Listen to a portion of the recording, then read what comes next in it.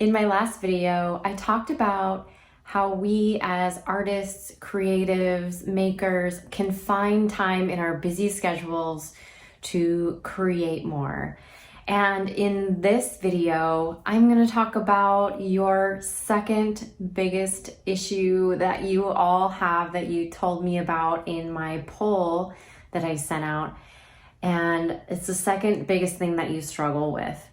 And that is finding energy. So if you have a 9-to-5, or you're in a creative job, or maybe you have kids and it just depletes all of your energy, right? And how do you find the energy to get into the studio, to get out your work that you're working on, to develop your skills? So we're going to talk about that today.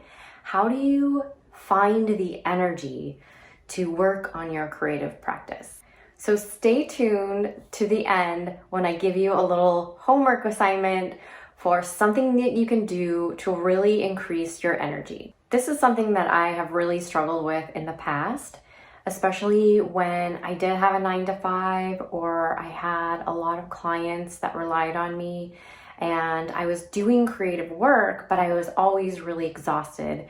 And I find that with my clients, they have the same issues, right? They're either working on a hobby or working on building up their business, their creative business, and wanting to put more energy into that practice. And so what we know about the happiness studies and flow research is that actually when we spend time doing what we love and getting into flow, and you can watch my videos. I'll put a link here to my videos about flow. But when we get into flow and we're able to get into our happy place, that actually gives us energy. It makes us more productive throughout our day. It gives us energy. It improves our health, all kinds of benefits, but it gives us energy. So really what I want to talk about here today is how do we increase the time that we're spending in our flow on the things that feel good to us. It might not even be your creative practice, but the things that actually get you in flow. That could be reading, that could be taking a walk, could be a lot of things, but actually those things give you energy, okay? And then we want to decrease the things that are depleting our energy. So I'm going to talk a lot about that. I have names for these things. So the things that give you energy, that really fuel you are, I call energizers. And the things that deplete you, I call depleters. But for now, I want to really dive into what time of day do you have the most energy, okay?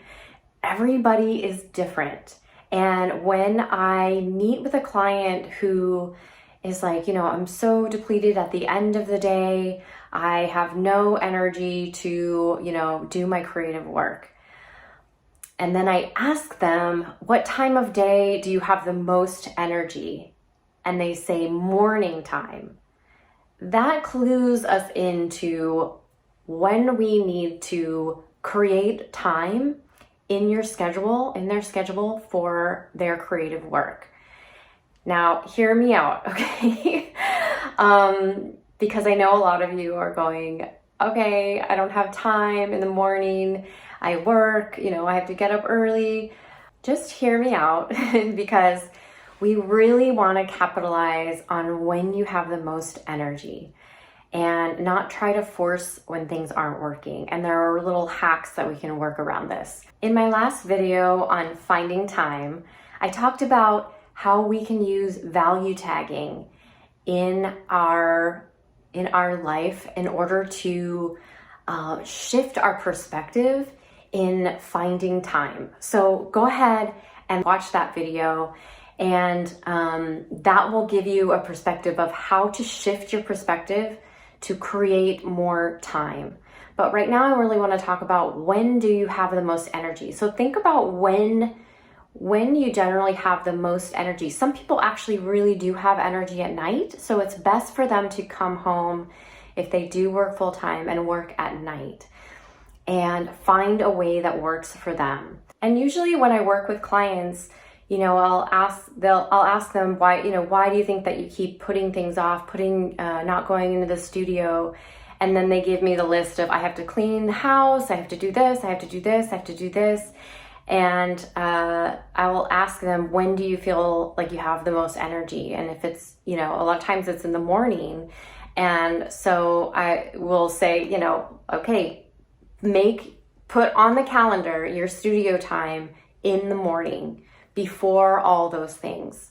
Okay. And now your mind is going to tell you all these reasons why, but I want you to remember that you are valuable. Your time is valuable. So a lot of the moms that I know, they will wake up early at like 5 a.m. if they have the most energy in the morning, and block off their time for an hour, even half an hour. If you are best in the afternoon, it might be taking a break, and maybe you're working on your lunch hour doing sketches or doing brainstorming. What we want to do is capitalize on when you have the most energy, so you're not forcing yourself to feel like you have to feel better.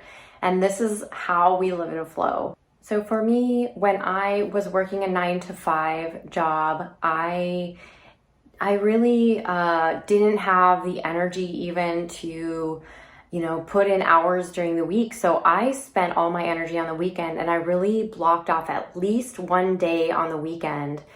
And I tried to make nights work for me, but it really wasn't working. So even having that one day on the weekend, and I knew, again, go back to that last video on finding time, prioritizing yourself. But I think if I would have known what I know now, I would have scheduled some time in the morning, tried to go in later, and make that morning time my creative time. In my last video, I also talked about how, I used to wake up in the morning and go straight to work for clients. So when I was working for clients all day long, I would get up in the morning and straight go to work for them. And what I was doing is taking the best time for me, the time that I had the most energy for my creative work, and actually giving it away. So that was, that was stuff I could do. I could do that stuff for my clients in the afternoon, no problem, right? But that time is the most valuable time for me. So again, going back to value tagging, when is the most valuable time for me, and can I value that for myself, not just put other people above myself? And there's different times in your life when you're going to have different scenarios. Like if you have kids, little young ones, right? You have to find smaller amounts of time during the day where you might feel more energetic. Maybe when they're napping or something like that. But I just want to put that in your mind of, when do I have the most energy? So it makes me feel less like I'm forcing this thing. And now on to our energizers and depleters. So I want you to think about what really energizes you. What are those things that gives you energy, that gives you excitement? Those are the things that we want to bring more of into our life, because we don't think about that with our logical brain, but it is actually the way it works. The more we bring those into our life, the more we're going to feel that happiness, that flow, and more energy for our creative process. So what are the things that gives you energy? Is it being in nature? Is it going on a walk, or playing sports, going to the gym, or reading, gardening? I want to say these can all be a part of your creative process. So the creative process is not just spending time in the studio. The creative process is giving your mind time in that default mode where your brain can actually begin to create inspiration and put together ideas. And this happens when we're in flow. So the more that we bring these type of activities into our life, the more that we create that flow. So for instance, for me, driving really puts me into flow.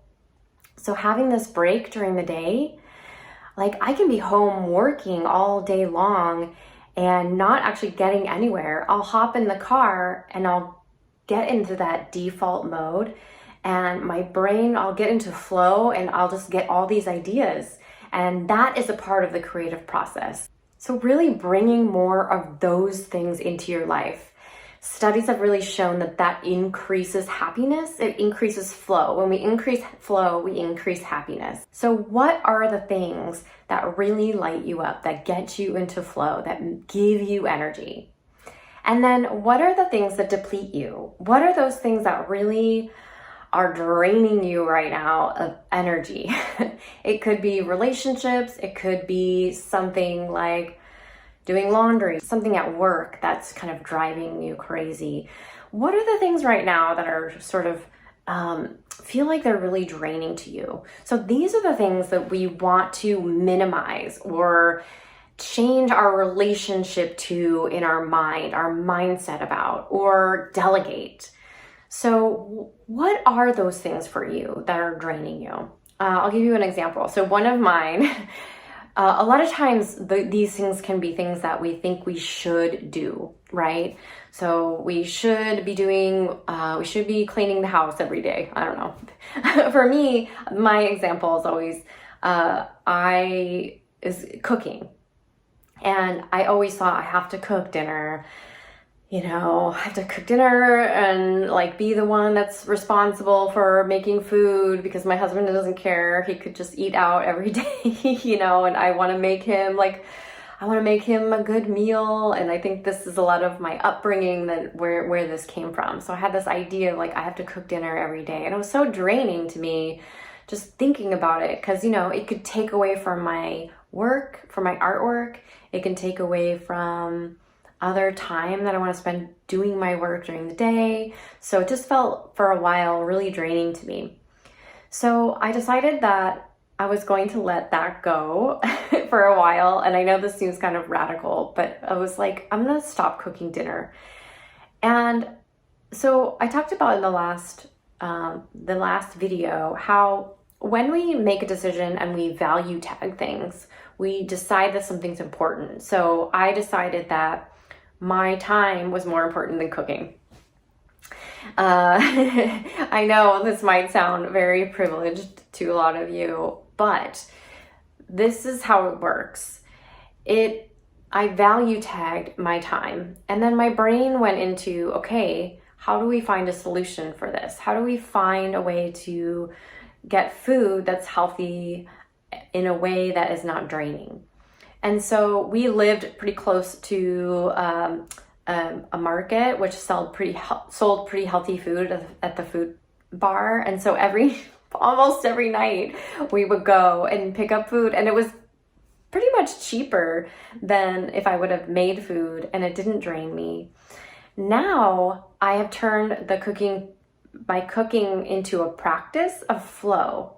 So I've decided, that I would be cooking again, and I decided that, okay, I'm going to take an hour and I'm going to listen to something on my headphones, and it actually gives me energy now. So that's what I mean by I could have paid somebody, right, to cook my food.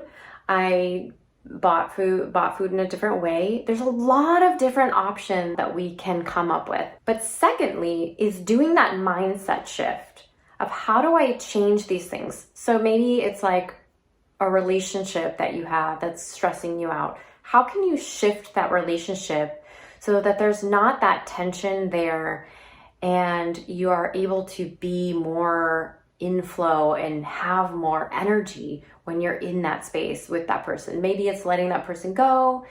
Maybe it's telling them exactly how you feel. So basically what we want to do is we want to let go of our depleters.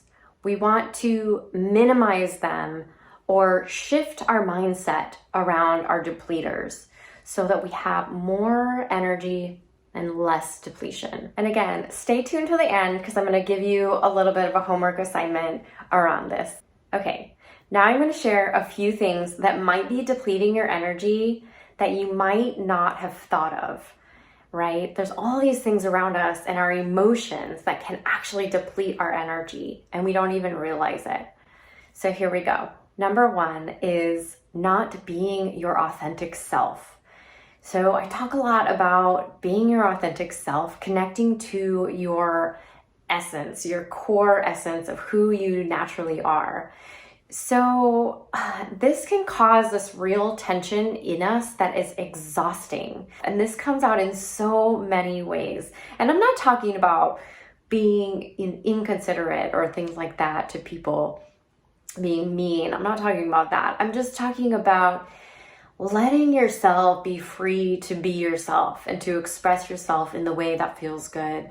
This actually brings you so much energy when you are allowed to be who you kind of came into this world to be, right? And so I want you to think about, like, where am I sort of hiding who I authentically am? Like, are there parts of myself where I feel shame or I don't want to be seen? This can really be exhausting. Number two is not making decisions. So you're trying to figure something out, you're trying to make a decision on something, and you're going back and forth. And it's what we don't realize is that 95 to 98% of what's happening in our brain constantly is subconscious. So when you are going back and forth, like let's say maybe you want to create a website, right? And so you're like, I don't know what I should do, if I should use this platform or this platform. And you're kind of like on your subconscious, it's actually kind of bothering you because it's kind of like the first step in starting your business.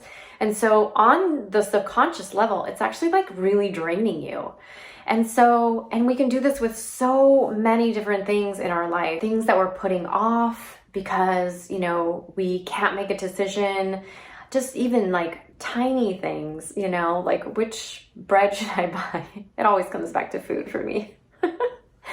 Or, thinking about your diet or worrying about, different things in your life. So this wanting to make the right decision or, kind of decision fatigue, right? Having too many choices, this can be really draining. So take some time to think about what are the things that you've been avoiding or you're struggling with deciding, and maybe put into place maybe systems or ways that you can make easy decisions and just make the decision, right? You can listen. I have a lot of videos about listening to your intuition. I would suggest that. Getting more information and making the decision in a logical way, but make a decision so that it's not draining you. Third, resistance. So any kind of resistance to what's going on in your life. The Buddha said, well, to quote him loosely, suffering is inevitable in this life, but where the pain comes is the resistance to what's happening in the moment, right? The pushing against the suffering. So we've all been through a lot in the past few years, 2 years, and there's so many times where I find myself pushing against what is happening. But if you find yourself doing that, how can you lessen that resistance? How can you accept what is in the present moment? And I find if you just be in the present moment for a moment and be with what is, just accept what is, that resistance falls away and you begin to gain energy. And that's what happens in flow, is that we let go of resistance and we're in the present moment. So think about, where are you experiencing resistance in your life right now? It could be something that's painful that's coming up. Maybe it's a worry about finances. What are you resisting that's happening in your life right now? And how can you kind of change your mindset or accept what is happening? When I say accept, I mean accept in the present moment, be with it as it is, and then move forward to, if you can change it or move past it. And then fourth, thing that might be draining you is resisting your creative calling. So the more that we push down this feeling or this need to be expressing ourselves, to be expressing or diving into what we're curious about, going down the rabbit hole about what we want in our life, exploring our art. If we are pushing down that feeling, that is going to cause tremendous resistance and tremendous exhaustion. I have felt this so much in my life when I was really pushing down my true, authentic self and my creative calling. So just be aware when you're not stepping into what is next for you. And it might not even be about your creative calling, but I think a lot of times life is asking us to grow onto the next step. And you can kind of feel that nudge of like, actually, I want this. Like, I desire this on a deep level, on a deep level, I want to do this or live here or be this. You might experience this if you see somebody on social media that maybe is doing what they love or has something that you on a deep level desire, and you have this sort of feeling like, that's where I want to be, or that's what I want on this deep level for my life. And I would just encourage you to listen to that and to ask yourself, like, what is the next step in really following that desire, that need to express myself? Because it's not going to go away, right? And so the more that we push that down, the more exhausting. So that can be really depleting.